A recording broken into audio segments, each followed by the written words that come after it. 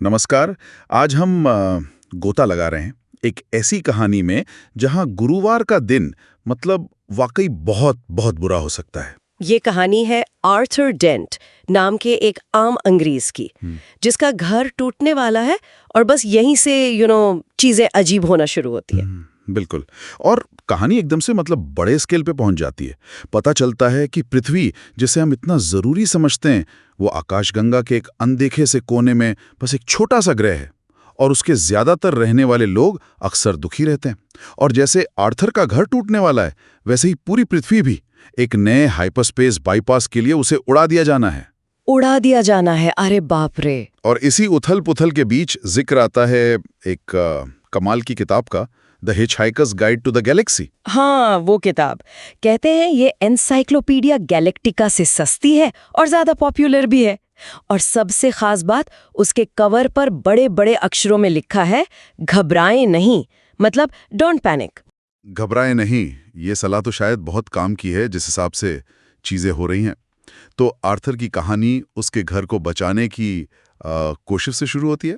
हाँ, वो बुलडोजर के सामने लेटा हुआ है, तभी उसका दोस्त आता है, फोर्ड प्रीफेक्ट। और फोर्ड उसे बताता है कि अरे छोड़ो घर को, दुनिया खत्म होने वाली है, चलो पब चलते हैं। सुनने में अजीब है, पर दुनिया खत्म, पब, ये फोर्ड है कौन वैसे? कोई आम दोस्त तो नहीं लगता। नहीं, बिल्कुल नहीं। फोर्ड दरअसल बेटलग्यूज के पास के किसी ग्रह से आया एक एलियन है, और वो उसी गाइड के लिए एक रिसर्चर है जिसका हमने जिक्र किया। वो 15 साल से पृथ्वी पर फंसा हुआ था। 15 साल? हाँ। अच्छा। हाँ, और निकलने के लिए एकदम बेताब। और हाँ, वही बताता है कि एक हिचहाइकर के लिए तौलिया सबसे जरूरी चीज क्यों है। गर्मी से बचाव, हथियार की तरह काम आ सकता है, गीला हो तो लड़ाई में काम आए, सूखा हो तो सोने के काम आए, यहाँ तक कि साइकोलॉजिकल सहारा भी।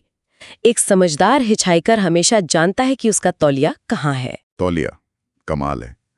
ये इस किताब के अजीब लेकिन मजेदार लॉजिक का अच्छा उदाहरण है। और फोर्ड की वो दुनिया खत्म होने वाली बात, वो सच निकली। बिल्कुल सच निकली। भयानक से दिखने वाले वोगन कंस्ट्रक्टरशिप आते हैं और पृथ्वी को मतलब पलक झपकते ही उड़ा देते हैं। लेकिन फोर्ड एन मौके पर आर्थर को बचा लेता है।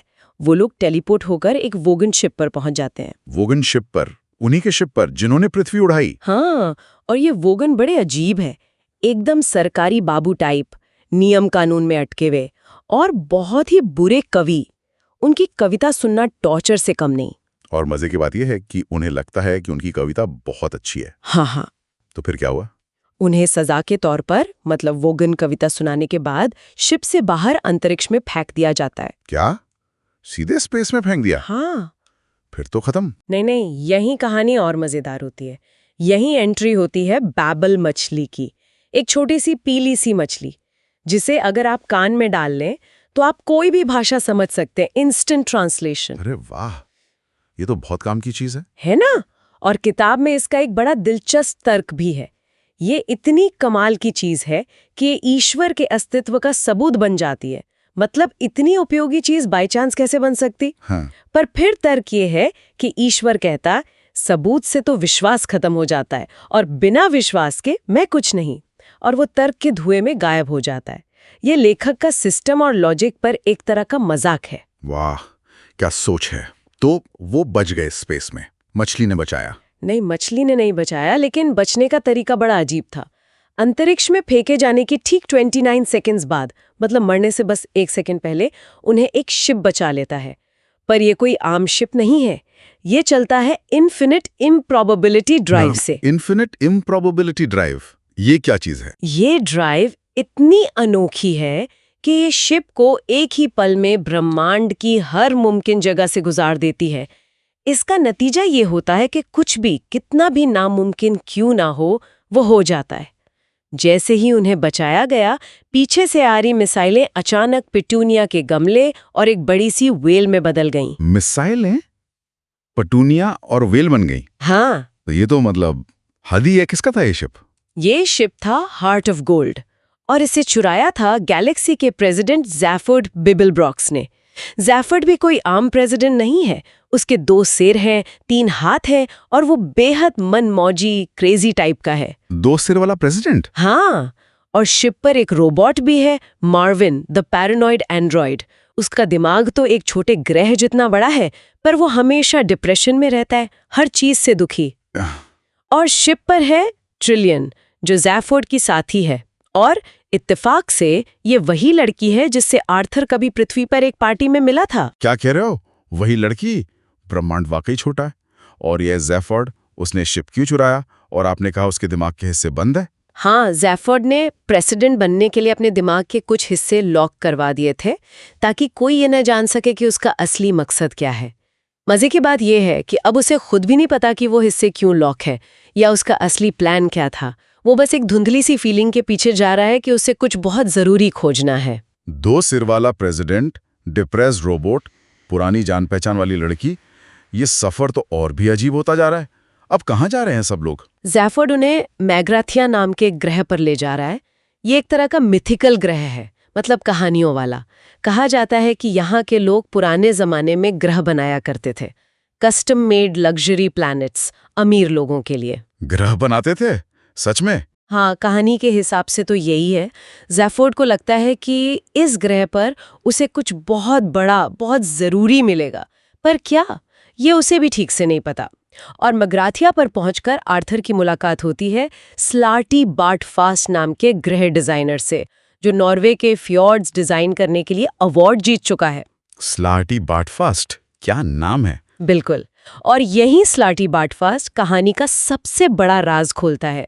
वो आर्थर को बताता है कि पृथ्वी वो कोई आम ग्रह नहीं थी, वो असल में एक बहुत बड़ा, मतलब विशाल सुपर कंप्यूटर थी। क्या पृथ्वी एक कंप्यूटर थी? क्यों? किस लिए? उसे डिजाइन किया गया था जीवन, ब्रह्मांड और हर चीज के परम प्रश्न, यानी ultimate question of life, the universe and everything, का पता लगाने के लिए। और इस कंप्यूटर को चलाने वाले थे बेहद बुद्धिमान पैन डायमेंशनल प्राणी, जो हमारे डायमेंशन में चूहों की तरह दिखते थे। चूहे? मतलब वो सफेद वाले चूहे जो लैब्स में होते हैं, या? हाँ बिल्कुल, कहानी के हिसाब से चूहे ही वो सुपर इंटेलिजेंट प्राणी थे जो ये सब एक्सपेरिमेंट कर रहे थे।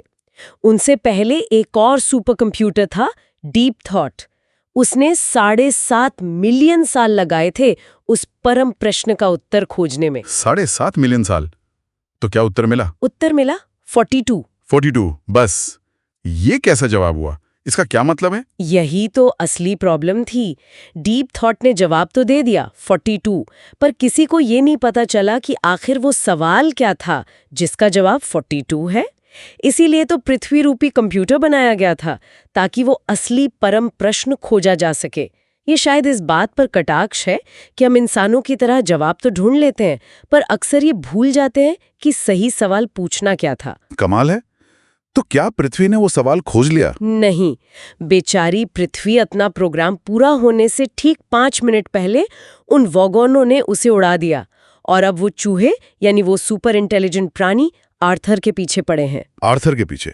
क्यों? उन्हें लगता है कि क्योंकि आर्थर पृथ्वी का एक ऑर्गेनिक हिस्सा था जो विनाश से ठीक पहले बच निकला, तो हो सकता है कि उसके दिमाग के पैटर्न में कहीं ना कहीं वो परम प्रश्न छुपा हो, और वो उसे निकालने के लिए उसका दिमाग खरीदना चाहते हैं। मतलब सचमुच उसका सिर काट कर दिमाग निकालना चाहते हैं। ओहो, तो एक आदमी जो सुबह बस अपना घर बचाने की कोशिश कर रहा था, उसका दिन खत्म होते होते वो ब्रह्मांड के सबसे बड़े रहस्य, बोलने वाले चूहेनुमा एलियंस और एक नंबर 42 के बीच फंस गया है।